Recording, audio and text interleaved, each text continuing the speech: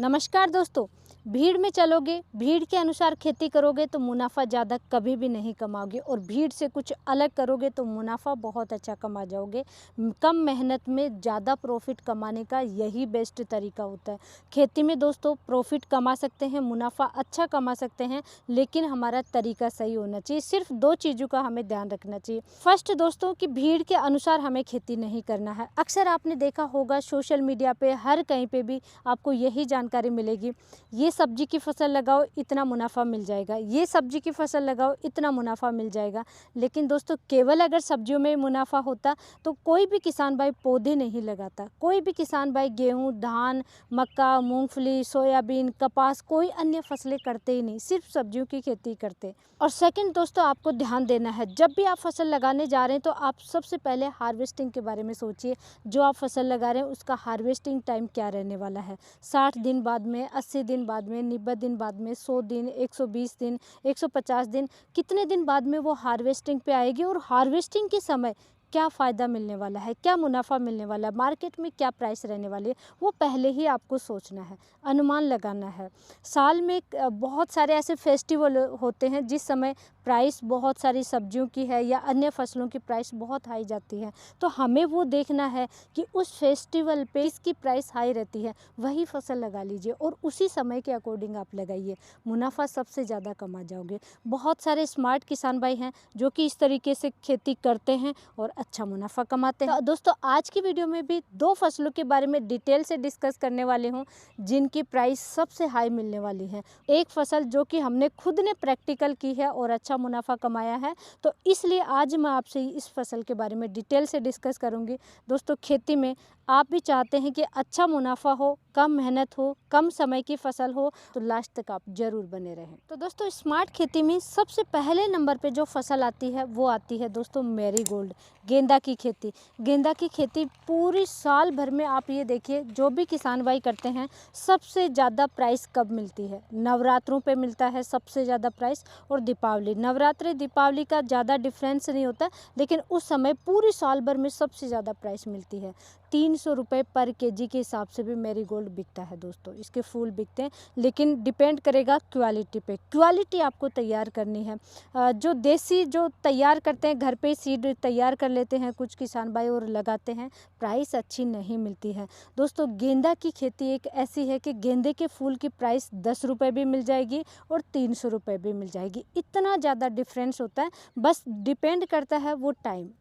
दीपावली के बाद में आप देखते होंगे जो किसान भाई करते हैं एकदम से डाउन प्राइस चली जाती है, बहुत ज़्यादा डाउन जाती है, लेकिन नवरात्रों से दीपावली तक प्राइस सबसे ज़्यादा हाई रहती है। अगर गेंदे की खेती आप करने जा रहे हैं तो दोस्तों 20 मई से 20 जून के बीच में आपको नर्सरी डालनी है। डिटेल से यहाँ पे डिस्कस करूँगी। नर्सरी कैसे डालना है, बैड विधि से नर्सरी नहीं डालना है, प्रो ट्रे में नर्सरी तैयार नहीं करना है। मैरीगोल्ड में विशेष तौर से देसी तरीके से क्यारी बनानी है, क्यारी बना करके फिर आपको नर्सरी तैयार करनी है। और जैसे धान की खेती करते हैं, लेवल करते हैं उसमें, उसी तरीके से दोस्तों क्यारी में भी आपको लेवल बनाना है। लेवल बना करके फिर आपको सीड डालने हैं। सबसे पहले हम बात करेंगे वेराइटी की।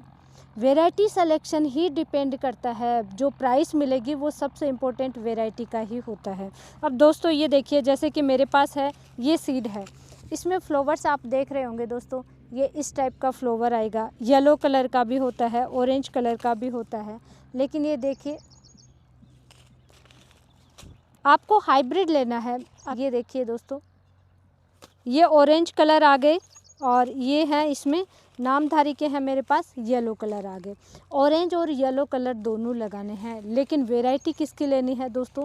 सबसे फर्स्ट नंबर पे वैरायटी आती है किमको की। फूल की साइज़ बहुत अच्छी बनती है, उस फूल में वज़न बहुत अच्छा बैठता है और गुथा हुआ फूल होता है। गुथा हुआ फूल में वज़न अच्छा बैठता है और बहुत ही शानदार लगता है वो फूल। कस्टमर भी देख करके सबसे पहले उसी को परचेज करेगा। तो किमको सीड पे आप जा सकते हैं। सीड की प्राइस थोड़ी सी उस पर कॉस्टली होती है, पर सीड के हिसाब से 1.5 रुपये के करीब प्राइस जाएगी। 1.5 रुपये या 1 रुपये 60 पैसे के करीब उसकी प्राइस जाती है दोस्तों, इस चीज़ का आपको ध्यान रखना है। सेकंड नंबर पे सकाटा कंपनी का आप सीड ले सकते हैं, बहुत अच्छी वेराइटियाँ मिलती है। उसमें भी हाइब्रिड सीड आपको लेना है, उसमें भी येलो ऑरेंज दोनों कलर आते हैं सकाटा में, तो सकाटा भी आप ले सकते हैं। और थर्ड नंबर पे आता है दोस्तों नामधारी। तो किमको, सकाटा और नामधारी तीनों में ही येलो कलर भी आता है, ऑरेंज कलर भी आता है, और तीनों ही बेस्ट टॉप वेराइटियां हैं। इनमें से आप किसी भी वेराइटी को लगा सकते हैं या 2 वेराइटियों का चुनाव भी आप कर सकते हैं, सबसे इम्पोर्टेंट है। और दोस्तों कैसे लगाना है, अब आपको ये नहीं कि केवल येलो ही कलर लेना है या केवल ऑरेंज कलर लेना है। आप जब 4 लाइन आप बना रहे हैं तो 4 बेड में से 1 बेड येलो कलर का, 3 बेड ऑरेंज कलर वाले आप लगाइए। येलो कलर की भी डिमांड होती है, लेकिन ऑरेंज कलर वाले का कलर बहुत अच्छा आता है तो उसकी डिमांड ज़्यादा होती है। येलो कलर भी बिकेगा, ऑरेंज कलर भी बिकेगा। इस तरीके से आपको लगाना है। 3 लाइन, 3 बेड या 3 लाइन आप कह सकते हैं, वो लगाने हैं ऑरेंज कलर के, 1 लाइन आपको लगाना है येलो कलर की। 1:3 का रेशो आपको रखना है। इस तरीके से आप प्लांट्स लगाइए। कुछ डिमांड येलो कलर की भी होती है और ज़्यादा डिमांड ऑरेंज कलर की होती है। दोस्तों नर्सरी कैसे तैयार करना है, इसमें आपको बड़ा ध्यान देना है। नर्सरी तैयार करने के लिए क्यारी बनाना है, क्यारी बना करके उसको लेवल करना है, समतल करना है। आप वहाँ पे गोबर की खाद, वर्मी कंपोस्ट वगैरह डाल सकते हैं, लेकिन उपचारित किया हुआ डालना चाहिए। आगे अन्य फर्टिलाइज़र भी हमारे डिटेल वीडियो आएगा, इस पर अगर आप कमेंट करेंगे तो जो भी फर्टिलाइज़र डालने हैं उस क्यारी में डालिए। डालने के बाद में सबसे इम्पोर्टेंट होता है लेवल बनाना है, और सीड पे सीड नहीं चढ़ा करके डालना है। जो भी नर्सरी तैयार करते हैं अक्सर किसान भाइयों से यही गलती होती है, एक सीड के जस्ट टच में दूसरा सीड, इस तरीके से लाइन बना करके और फिर आपको डालना है। सीड पे सीड चढ़ा करके नहीं डालना है, और लाइन टू लाइन आपको नर्सरी तैयार करनी है। और सबसे इम्पोर्टेंट सावधानी, क्यारी बनाइए, सीड डालिए, लेवल कीजिए फिर से, और फिर आपको पहला पानी देना है वो झारे से देना है। झारे से देंगे तो क्या होगा, मिट्टी जहाँ पे है वहीं पे जम जाएगी, इधर उधर बह के नहीं जाएगी। जो मेड़ होती है चारों तरफ उसको भी आपको गीला करना है, उससे मिट्टी वो भी वहीं पे रहेगी, फिक्स हो जाएगी। उसके बाद में जो आगे पानी चला रहे हैं वो आप कैसे भी चलाइए, खुला पानी चलाइए या झारे से दीजिए, कैसे भी आप दीजिए, लेकिन पहला पानी आपको झारे से देना चाहिए। हमने प्रैक्टिकल रूप से देखा है दोस्तों, सीड जर्मिनेशन में समस्या नहीं आती है। सीड बहुत ही प्रॉपर तरीके से जर्मिनेट होते हैं, बहुत अच्छे तरीके से ग्रोथ होती है नर्सरी की। तो ये आपको छोटी छोटी चीज़ें हैं जिनका ध्यान रखना है। मेरीगोल्ड की नर्सरी में, गेंदा फूल की नर्सरी में आपको शाम को समय पानी नहीं देना है, दोपहर में भी पानी नहीं देना है, सिर्फ और सिर्फ सुबह के समय पानी दीजिए, मॉर्निंग में पानी दीजिए। अर्ली मॉर्निंग जितना जल्दी हो सकता है उतना जल्दी आप पानी दे दीजिए। शाम के समय क्या देंगे, जैसे आपने लेट पानी दिया, शाम के समय पानी दिया, अगर दोपहर में देंगे तो झुलस जाएगी। शाम के समय देंगे तो गर्मियों में दोस्तों इनके रूट में इंसेक्ट लगता है और पूरी रूट ख़राब कर देता है, पूरी नर्सरी की एक ही नाइट या 2 नाइट में ही ख़राब कर देता है। और वो इंसेक्ट, आप कोई भी इंसेक्टिसाइड डालेंगे उससे पहले तो नुकसान काफ़ी ज़्यादा हो चुका होता है। तो आपको क्या करना है, सुबह के समय ही पानी दीजिए, आप मॉर्निंग में पानी दीजिए। हम खुद मेरीगोल्ड की नर्सरी तैयार करने जा रहे हैं, तो आप भी अगर खेती करना चाह रहे हैं कमेंट करके ज़रूर बताइए। हमारे छोटे छोटे वीडियो आते रहेंगे, हम जो भी प्रोसेस करेंगे वो डिटेल वीडियो आगे आते रहेंगे। हम 300 रुपये पर केजी के हिसाब से भी बिक जाता है और इससे भी ज़्यादा प्राइस भी मिल जाती है। मेरीगोल्ड की खेती अगर आप नहीं कर रहे हैं तब भी आपको करना चाहिए। इस बार आप कम दूरी में कीजिए, नेक्स्ट टाइम आप ज़्यादा दूरी में कर लीजिए, लेकिन आप ज़रूर करके देखिए, फ़ायदा बहुत अच्छा मिलेगा, मुनाफा बहुत अच्छा देखने को मिलेगा। और सेकंड नंबर की दूसरी जो फसल है वो है दोस्तों स्वीट कॉर्न। तो इसमें भी मुनाफा बहुत अच्छा मिलता है, और सबसे जो प्लस पॉइंट होता है वो है, सब्जी हो चाहे कोई भी प्लांट है या फिर जैसे कोई फल है या सब्जी है, तो हार्वेस्टिंग के समय उसको तुरंत हार्वेस्ट करना ही पड़ता है, नहीं तो वो फल या सब्जी खराब हो जाता है। इसमें दोस्तों आप थोड़े दिन अप डाउन कर सकते हैं, थोड़ी जल्दी भी हार्वेस्ट कर सकते हैं, थोड़ा सा डिले करके भी हार्वेस्ट कर सकते हैं। ये इसका सबसे प्लस पॉइंट होता है। बहुत ज़्यादा स्प्रे नहीं करना होता है। सब्जियों में तो हर 7 दिन 10 दिन के गैप से कंटिन्यू स्प्रे किसान भाई लगे रहते हैं, बहुत स्प्रे करना होता है, लेकिन इसमें कोई ऐसा स्प्रे शेड्यूल नहीं होता है। सिर्फ इस फसल में दोस्तों फर्टिलाइजर की आवश्यकता होते हैं, हैवी फीडर प्लांट होते हैं, ज़्यादा न्यूट्रिशन की आवश्यकता होती है, खाद वगैरह आपको प्रॉपर डालने होते हैं, बाकी कोई स्प्रे शेड्यूल वगैरह ज़्यादा अपनाने नहीं होते हैं। ये इसका प्लस पॉइंट होता है, और मुनाफा भी बहुत अच्छा होता है, वजन भी बहुत अच्छा बढ़ता है। और स्वीट कॉर्न की खेती दोस्तों आप मई लास्ट में और जून जुलाई, इन 3 महीनों में आप कभी भी कर सकते हैं। 20 मई के बाद में या 15 मई के बाद में कभी भी इसकी स्टार्ट कर सकते हैं खेती करना। तो 20 मई के बाद में जुलाई तक आप कभी भी स्वीट कॉर्न ज़रूर लगाइए।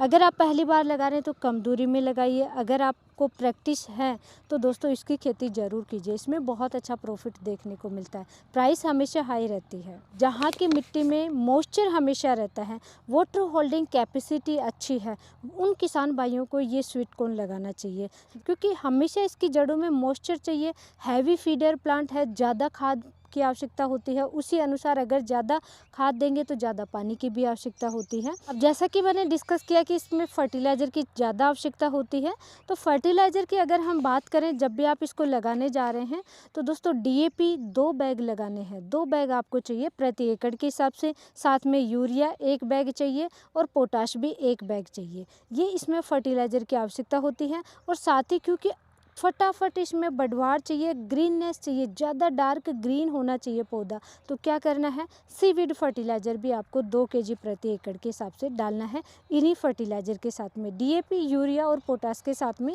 सीवीड फर्टिलाइज़र भी डालना है। और उसके बाद में दोस्तों निराई गुड़ाई करना है, खरपतवार निकालना है, और उसके बाद में 30 से 35 दिन बाद में आपको एक बार फर्टिलाइज़र और अच्छी मात्रा में डालना चाहिए। अब सीड की बात करें दोस्तों कि सीड को अगर आप लगा रहे हैं तो कैसे आपको ध्यान रखना है, क्या ध्यान रखना है। जैसे कि मेरे पास ये स्वीट कॉर्न के सीड है दोस्तों, ये देखिए इस टाइप के सीड आते हैं। ये आपको एक लाइन से दूसरी लाइन के बीच में, यानी एक लाइन है और दूसरी आप रो ले जा रहे हैं, तो उसके बीच में 2 फीट का गैप रखना है। इस चीज़ का ध्यान रखिए आप। और पौधे से पौधे की दूरी, जैसे एक ही लाइन में 2 पौधे आप लगा रहे हैं तो 2 पौधों के बीच में 1 फीट का गैप रखना है, 2 फीट का और 1 फीट का गैप, इस तरीके से आपको रखना है। लाइन से लाइन के बीच में 2 फीट का गैप रखना है, पौधे से पौधे के बीच में 1 फीट का गैप रखना है, ताकि प्रॉपर पौधे को डेवलपमेंट के लिए प्रॉपर जगह मिले। बिल्कुल ज़्यादा पास में नहीं लगाना है इसको, पौधे को, ये आपको बड़ा ध्यान रखना है। और परफेक्ट दूरी से आप लगा सकते हैं इसको। तो दोस्तों मैरीगोल्ड यानी गेंदा की खेती या स्वीट कॉर्न में से कौन सी खेती आप करने जा रहे हैं, कमेंट करके ज़रूर बताइए। दोनों ही फसलें हम लगाने जा रहे हैं, दोनों पे इसी तरीके से डिटेल वीडियो लाएंगे, लेकिन कमेंट करके बताइए उस फसल पे हमारे ज़्यादा डिटेल वीडियो आते रहेंगे। और ऐसी नॉलेजफुल जानकारी के लिए वीडियो को लाइक कीजिए, चैनल को सब्सक्राइब कीजिए, ज़्यादा से ज़्यादा किसान भाइयों तक शेयर जरूर करें। धन्यवाद।